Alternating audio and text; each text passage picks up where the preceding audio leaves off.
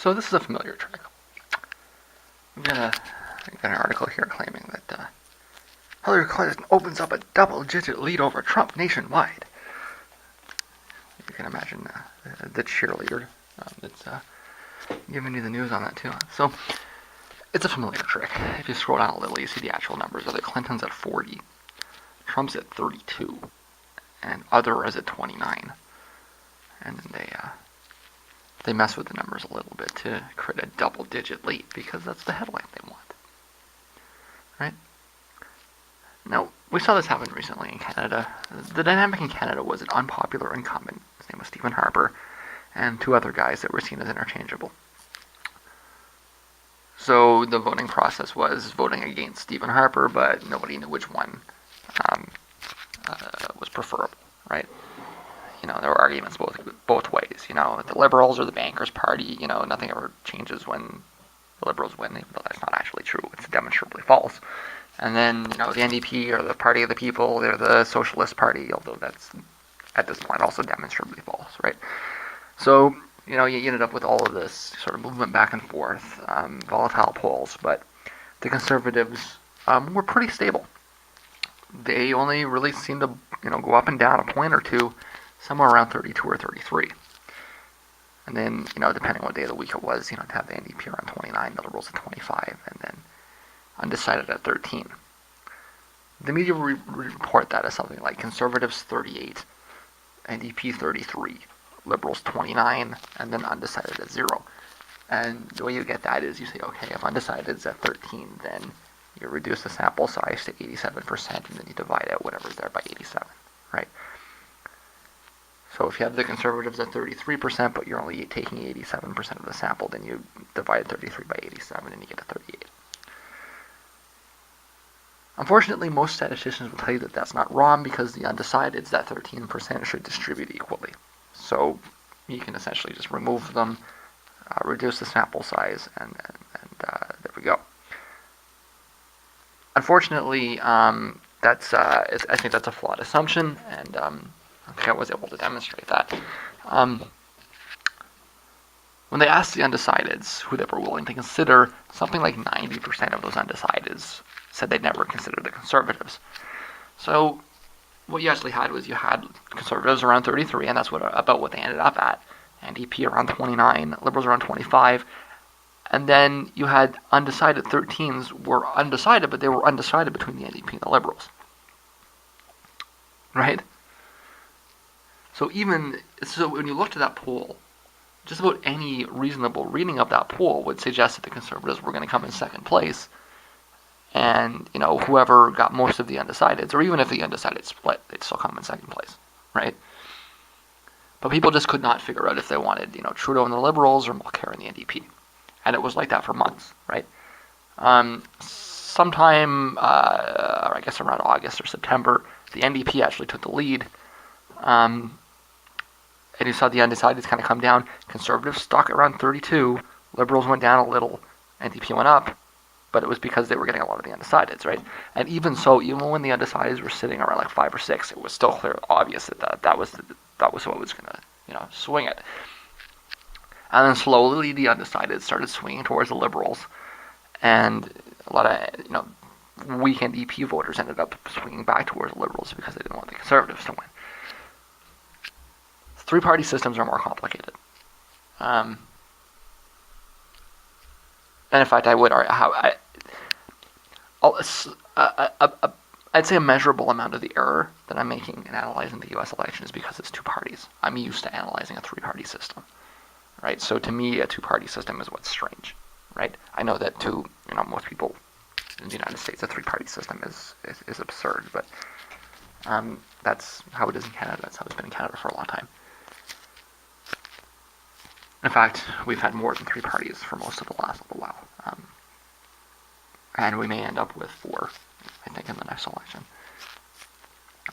But you would ask the undecideds, and they'd say that, like 90% of them were between the NDP and the Liberals, meaning that the votes actually did not distribute. And in the end, that 13%, and a little more, actually went almost entirely to the Liberals, right? I got into a lot of arguments about it. The crux of my argument was that the data tells us that undecideds are leaning, and they're almost entirely sitting between the NDP and the Liberals. So this idea that you should just ignore that and distribute them was just ignoring data, right? In the absence of data, it may make sense as a base assumption, but if you have data, then you should not ignore the data. You should listen to it. And in the end, I was right, but I didn't ever really get the clarity from my opponents that I wanted.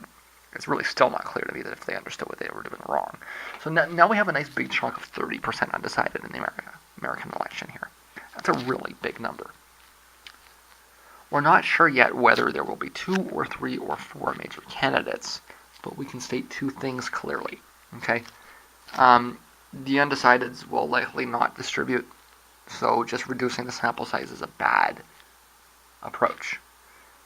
But it's not a consequence of voters seeing 2 options as interchangeably acceptable, implying the need for the candidates to define themselves better, but the result of voters disliking both candidates equally. So you're looking at upwards of 30% of voters that are saying they want another option. That's unheard of in the United States. Undecided is running almost as strongly as Donald Trump is.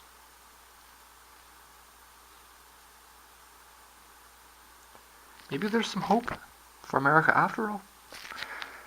And the second thing is that while it seems like both of the major candidates are being affected, it's Trump that's being more affected. Meaning that while a good chunk of that undecided is on the left, it seems like it's mostly Gary Johnson. That said, if the Democratic primary is not over yet, right? In the end, we might see a 3-way race. Clinton, Trump, undecided, all running around 35%. Yeah? So is Clinton leading by double digits? If you skew the data in a specific way, it might seem that way. But she should call Gary up and buy him a beer, because she's not winning as much as he's losing. They're both having trouble getting to 40%. So it's not something for her to celebrate or get complacent about, as it could and probably will change very quickly as Trump aligns himself with the Republican consensus. How long can the Republican, the economic base on the Republican side, how long can it continue to be like, no, I'm not voting for him? Well, I mean, if Trump holds to this anti-trade line, it could be for quite a while, I think. But it strikes me as very unlikely to think that Donald Trump is not going to align himself with his party's positions. And it may end up being a whether he likes it or not situation. I still believe that the pivotal moment will come for when he decides who his VP will be. I think everybody should expect that he's going to, pull a Bush and pick a Cheney. In fact, I wouldn't be surprised if it is Dick Cheney, like literally. But I mean, it's going to be something like that, right? And at the end of the day, for all the talk of Trump being a megalomaniac, he's going to be a very marginalized figure in a Trump administration. It's going to be the VP that does everything. So, in fact, we may even figure out who it is that's been pulling the strings all along. I think that's kind of what we figured out with Dick Cheney, right? I mean, that's what I remember of the coverage around the year 2000. Was when Bush picked Cheney, it was like, oh, now we know who's been behind Bush the whole time. And I think that's what we're going to find out with Trump. And we should not be surprised when we figure out that it's a pro-trade establishment Republican, and Trump's positions, totally align with everything we expect from the Republicans. And then all those voters come back, and then, it's Clinton that's stuck, right? It's a lot of ifs, right? We still don't know what's going to happen on the other side of things. We can be pretty sure that Clinton's not going to hold on to a damn thing that she was floating around with Sanders supporters, which is why is Clinton stamping down on Sanders so hard right now? because she wants to discard the hubris of the primary. She wants to come out in favor of the TPP. She wants to come out, et cetera, but she can't do that until Sanders is gone.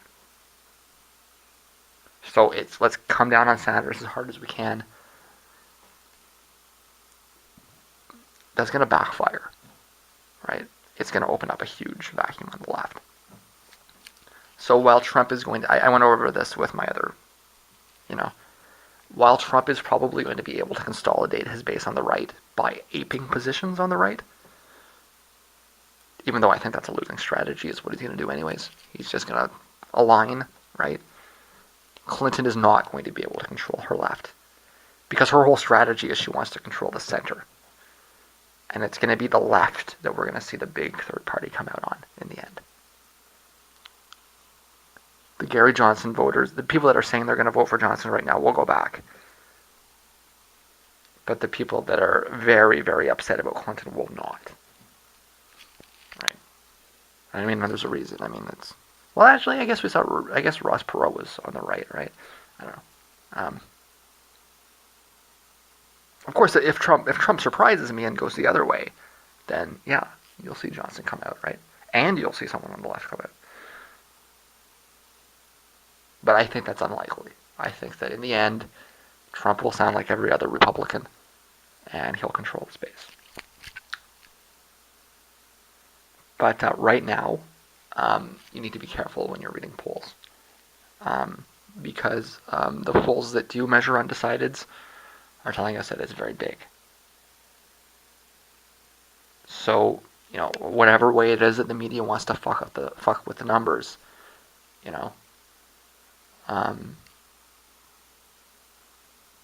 there's limited value in drawing much of anything from it other than that people don't like these choices.